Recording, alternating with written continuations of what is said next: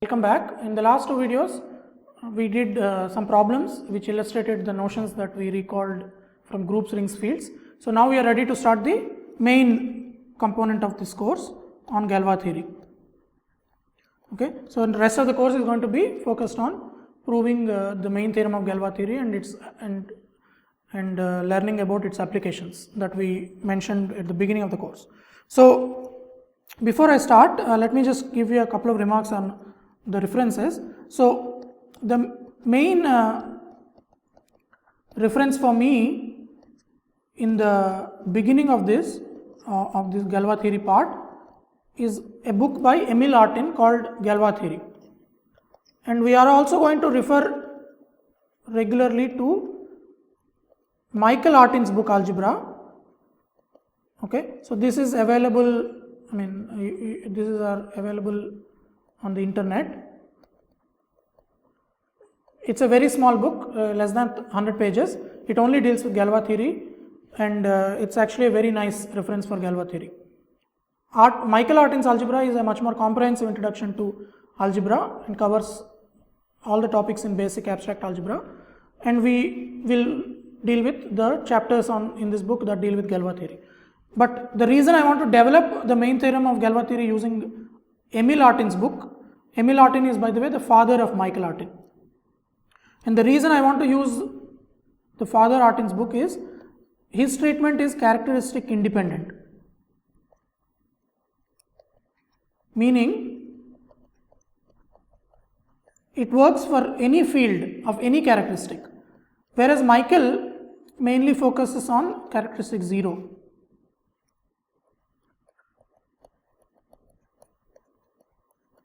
Okay, so I will come back to Michael Artin's book later and take some component from some theorems from there, but to set up the main theory, I want to use Emil Artin's book because it is much more general and I think it's done in a more conceptually clear manner. Okay, so in order to do this in the way of Emil Artin, so I want to introduce an important notion in group theory called group characters. I want to emphasize before I define these that I am not going to study group characters. I will define them, prove exactly one result about them, and then we will not refer to group characters again.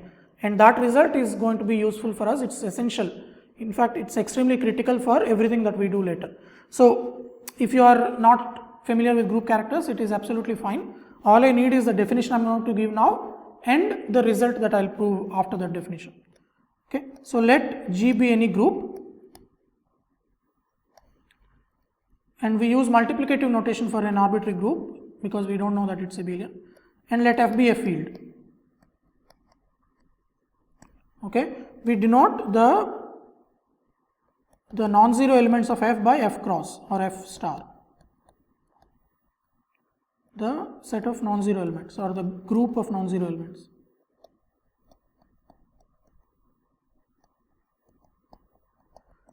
Remember that this is a group under multiplication. That is the definition. That is part of the definition of a field. There is an identity element, and every element has an inverse.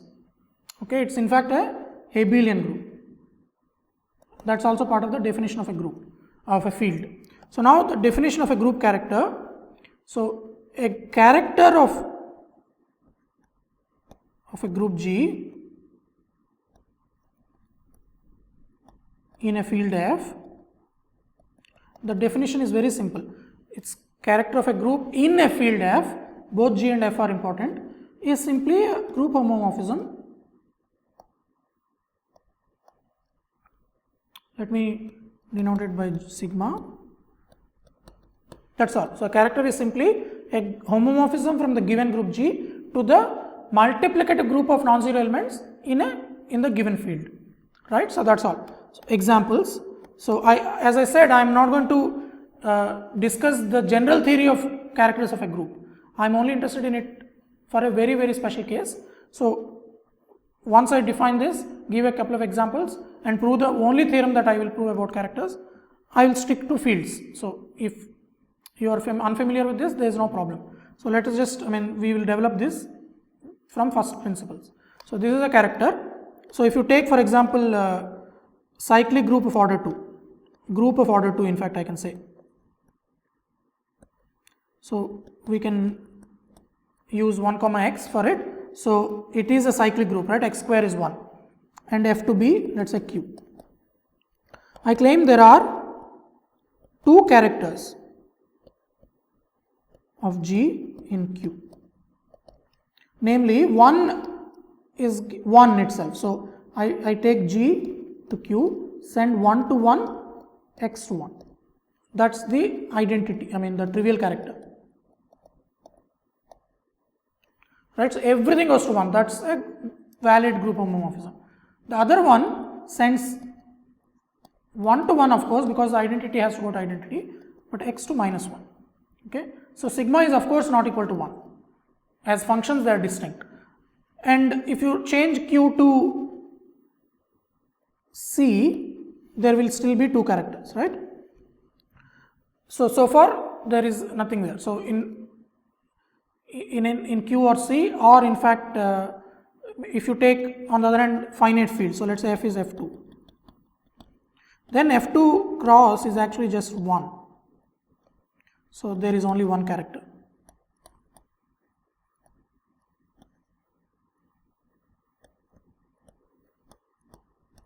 So that's a special case. So any character must be the trivial constant map. So that is the first example. So let's look at now cyclic group of order 2, of order 4 or order 3 rather. It doesn't matter, but I'll take order 3. So here I denote it by 1x x square. So if I take f to be q, there is only 1 character, G in f. This is because if you take G to Q cross, so sigma is any character. What can be sigma x? Sigma x power 3 must be 1, right? Because x cubed is 1. That's because x is a generator of this group of order 3. So sigma x cubed is 1, that means sigma x cubed is 1. But what are the rational numbers which have this property? Only 1. So sigma x has to be 1. So sigma is the trivial character. On the other hand, if you take f to be C, there are 3 characters.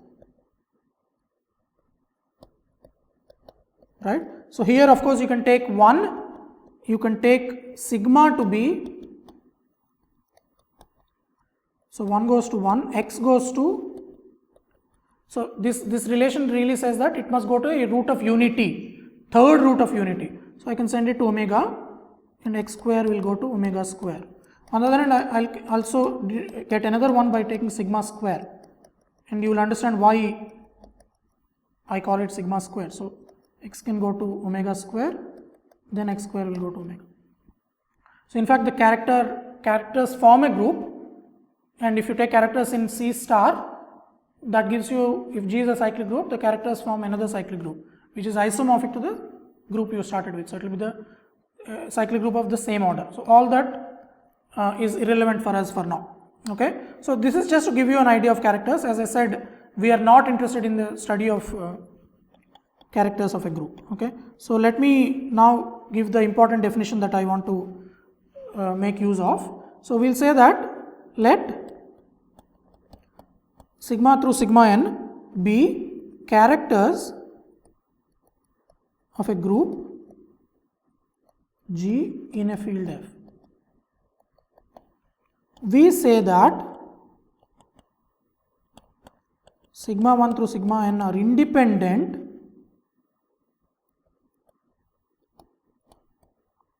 So we are defining what is the meaning of independent characters if the following holds. A1 sigma 1 plus A2 sigma 2 plus An sigma n is identically 0 as a function of from G to F cross for some elements from the field implies A1 equal to A2 equal to AN equal to 0. Remember that, so let me just briefly explain this. What is the meaning of this? Sigma 1 through sigma n are all functions from G to F cross.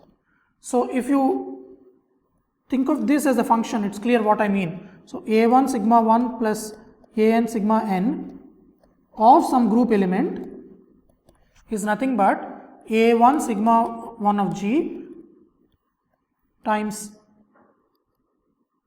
so I take A2 sigma 2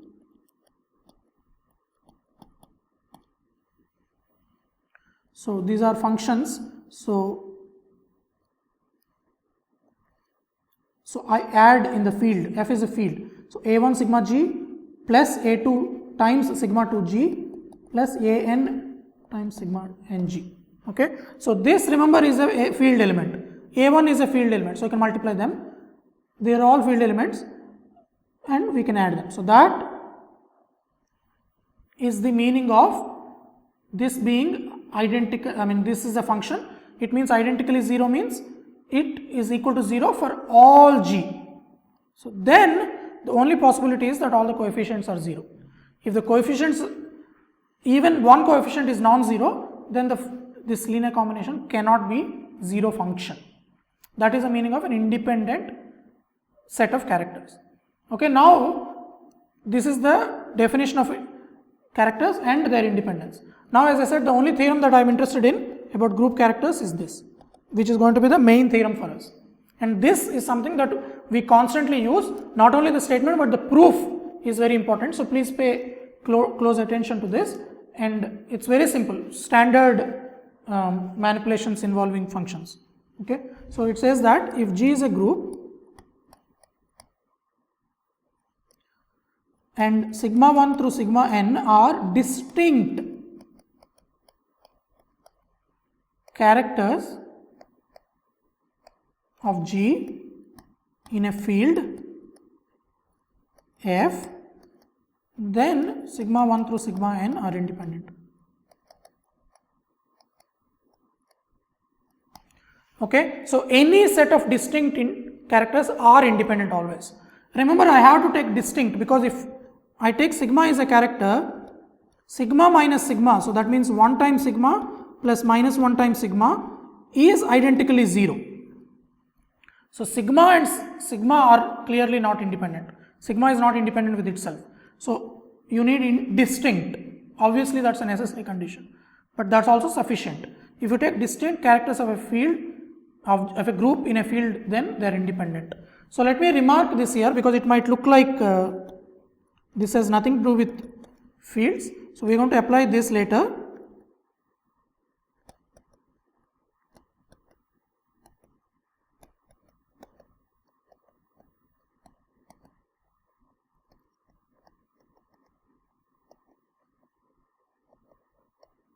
So as I said, I am not interested in the more general theory of characters of a group, but I am only interested in the case that we have G is also a field.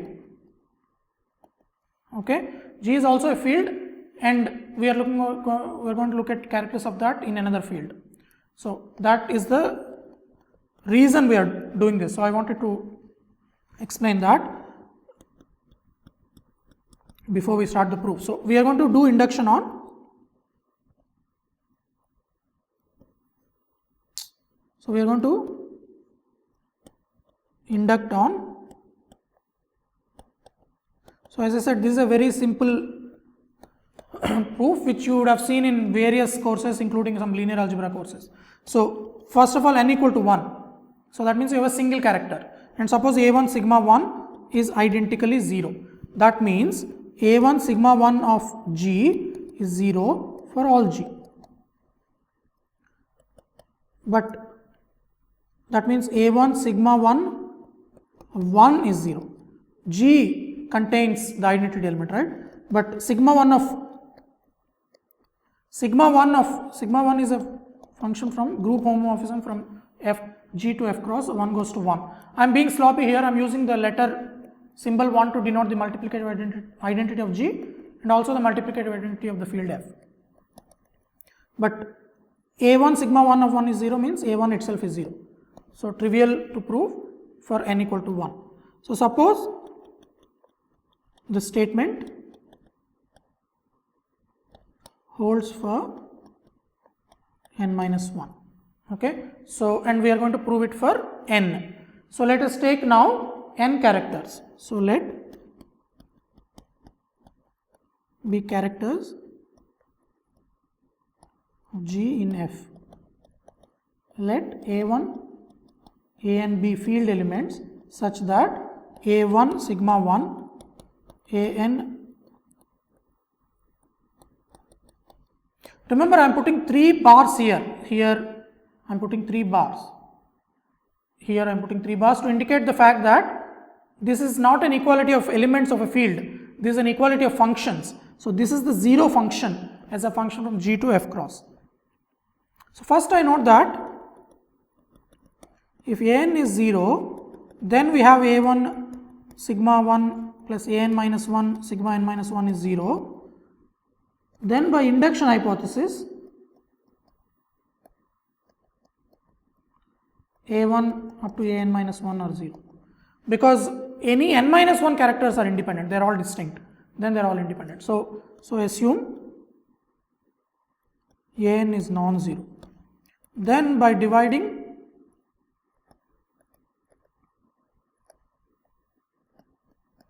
we can assume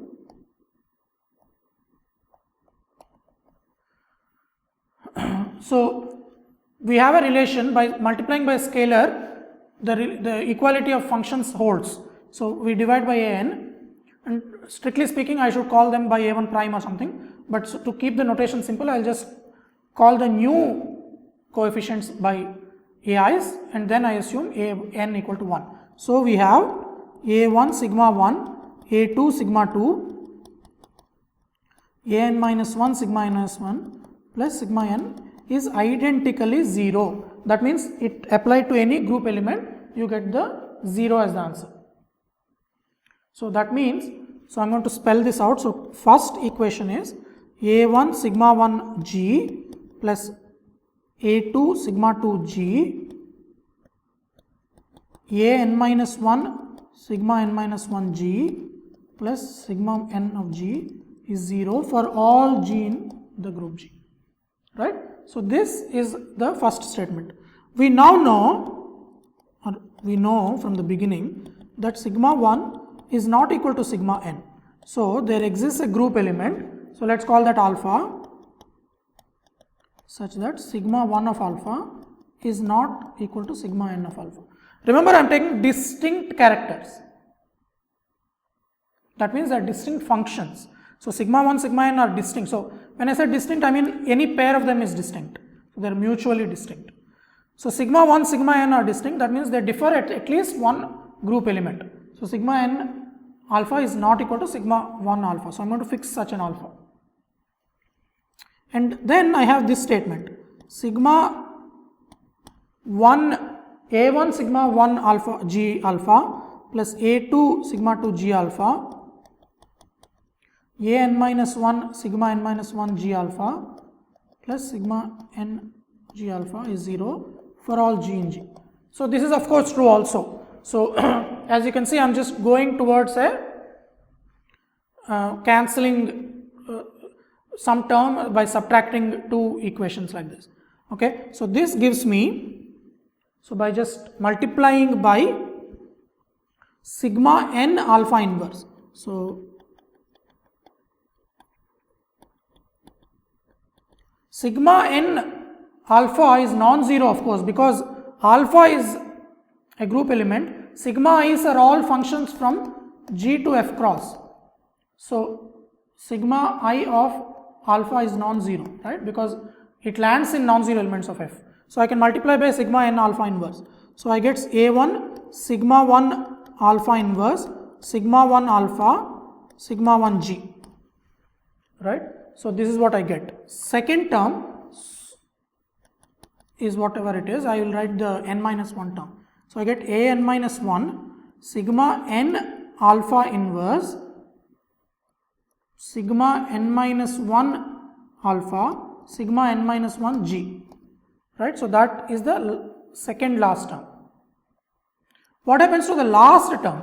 Last term is sigma ng times sigma n alpha. I am multiplying by sigma n alpha inverse. So I get sigma ng, I'll squeeze that here, sigma ng is 0 for all g in g. Okay, so I'm going to call this 1, I'm going to call this 2. So what I have done is I have looked at this equation here, multiplied by sigma n alpha inverse. That has the effect of making the last term just sigma n g, and other terms become more complicated. Now what I do is I am doing 1 minus 2, I believe, because I have sigma n g, sigma n g. So now do 1 minus 2. So 1 minus 2. So now the last term goes away, right? So the last term is this.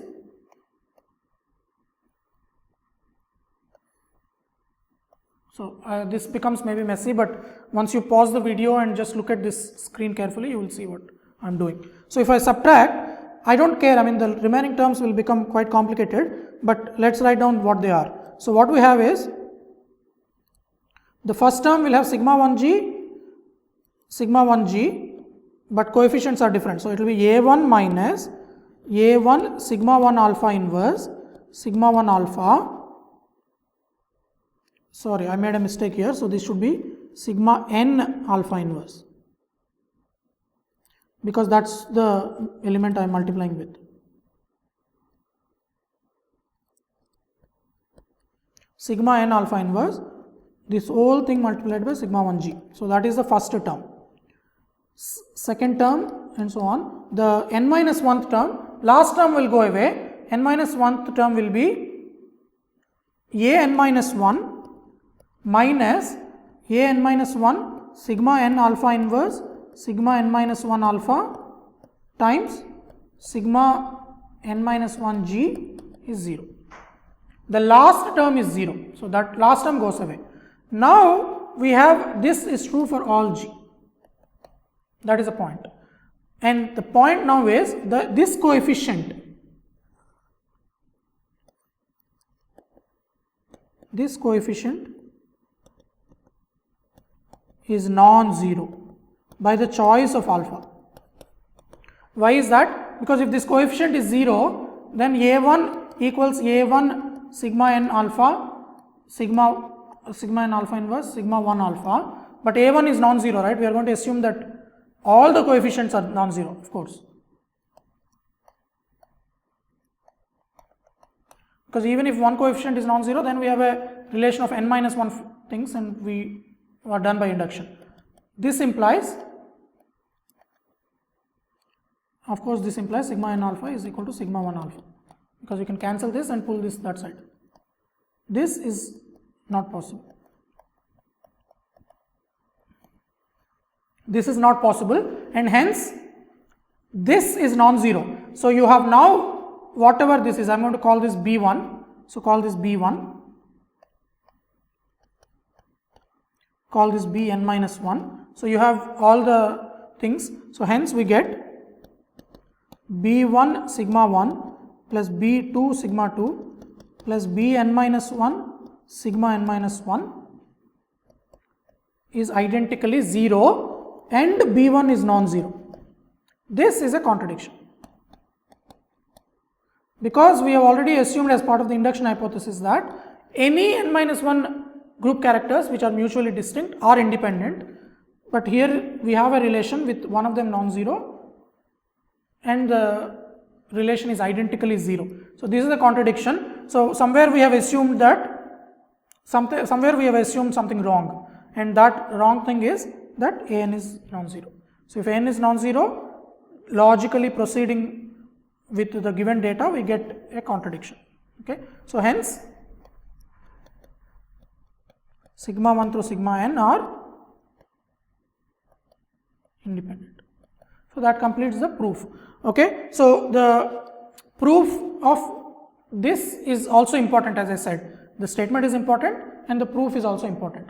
So let me end the video by stating the corollary that we are going to mainly use. Okay, so let this corollary is what you should take away from this video. let K and L be two fields. Let sigma 1, so I'm going to strip the language of character from this. Let sigma 1 through sigma n be field homomorphisms.